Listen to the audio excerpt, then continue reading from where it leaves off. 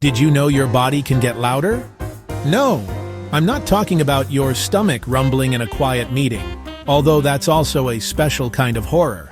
I'm talking about when you have a condition like multiple sclerosis, or MS, and a little bit of stress comes along and turns the volume of your symptoms all the way up to 11. It's like your body has its own internal DJ, and that DJ's favorite remix is anxiety featuring tingling feet. It's a strange and often frustrating dance, this connection between MS and stress. But stick with me, and we'll break it down into simple, manageable pieces, I promise. No medical degree required. I remember this one time, a while back, I was having a pretty good week. You know, one of those weeks where you feel like you could conquer a small nation, or at least finally fold all the laundry. Then, I got a phone call with some unexpected stressful news. It wasn't world-ending, just annoying. But within an hour, my left hand decided to feel like it was full of tiny, fizzy bees. My vision got a little blurry, like a slightly smudged camera lens. It was my body's not-so-subtle way of saying, "Hey, we're not handling this well." Minds and bodies are tightly connected. It's not just physical, it's a whole-person experience. The stress didn't cause my MS, but it absolutely threw a party for my symptoms.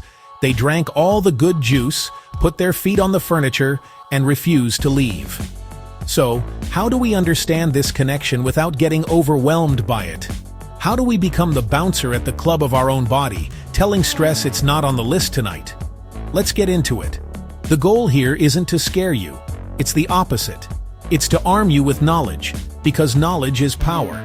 And a little bit of humor doesn't hurt either, right? When you understand what's happening, you can start to develop strategies to manage it. Learn to listen when your body whispers, not only when it's shouting through a panic-powered megaphone. We're going to look at what MS is, what stress does, and how they interact, all in plain, simple language. No jargon, no complicated charts. Just the facts, with a side of hope. Okay, let's get the big definition out of the way first, but let's make it simple. Multiple sclerosis, MS, is basically a case of mistaken identity happening inside your own body. Imagine your nerves are like electrical wires carrying messages from your brain to the rest of you. Messages like, "Move your leg," or "Hey, that coffee is hot." These wires are wrapped in a protective coating called myelin, like the insulation on a charger. In MS, your own immune system gets confused and attacks this myelin, like mistaking a bodyguard for a bad guy. When myelin gets damaged, the brain's signals can be slowed, scrambled, or lost. Think of it like bad Wi-Fi. Sometimes the message gets through, sometimes it's buffering forever, and other times it drops out completely. This is why MS symptoms can be varied and unpredictable. Walking, vision, sensation, even thinking can be affected. It's a highly personal condition. My MS isn't your MS, and your MS isn't your neighbor's. Doctors are still working on the why. Genetics might load the gun, and environment, like a virus or lack of vitamin D, might pull the trigger. It's a complex puzzle. Key takeaway: MS is autoimmune. Your defense team goes rogue against your central nervous system. Because damage can occur anywhere, the symptom list is longer than a CVS receipt. There's fatigue, more than tired, like a cheap toy battery, plus numbness, tingling, spasms, balance, and memory issues. It's a roller coaster. Some days top of the world, other days you're just holding on. So, does stress cause MS? Let's be crystal clear. A loud and resounding no. The scientific community agrees. Stressful breakups, demanding bosses, hours in traffic, none of that gives you MS. If it did, all of Los Angeles would have it. MS is complex, genetics and environment. Stress isn't the big villain. It's the villain's annoying sidekick. It might not create the problem, but it makes it worse. Stress hormones like cortisol can help short-term, but over time may promote inflammation, like pouring gas on a fire. During stress, symptoms often worsen. Fatigue from nap to hibernate, more numbness, brain fog like oatmeal. Stress can trigger a temporary pseudo-exacerbation or contribute to a relapse. It's the ultimate party crasher. Stress didn't cause MS, but it is a major symptom amplifier. Recognizing this is step 1. Manage the sidekick. Reduce the villain's power. Treat stress as part of your MS management plan. We know stress feels like it worsens MS. What do lab coats say? Increasingly, they're on our side. Once anecdotal, now research is catching up. Studies connect the brain's stress response to immune-driven inflammation, the engine of MS.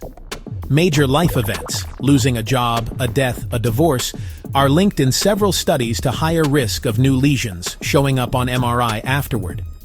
It's not a one-to-one guarantee, but there is a statistical link. Another angle is the HPA axis. Stress pumps out cortisol. In healthy systems, it's anti-inflammatory, but with chronic stress, and possibly in MS, the body can become cortisol resistant. Like alarms we tune out, resistance can mean inflammation goes unchecked, making myelin attacks easier. Research isn't perfect. Stress is hard to measure, and people experience it differently. Still, the trend is clear. Managing stress is evidence supported for managing MS. A calmer mind can lead to a calmer body. How do we show stress the door? You don't need an expensive plan, just a few powerful moves. First up, your breath. Stress makes breathing shallow. Slow it down. Try box breathing. In 4, hold 4, out 4, hold 4 for 2 minutes. It's a nervous system reboot. Second, gentle movement. No marathon required, especially under fatigue. Take a slow walk, stretch 5 minutes, try chair yoga, or dance to one song. Endorphins help mood, pain, and stiffness. Third, talk it out. Stress grows in silence.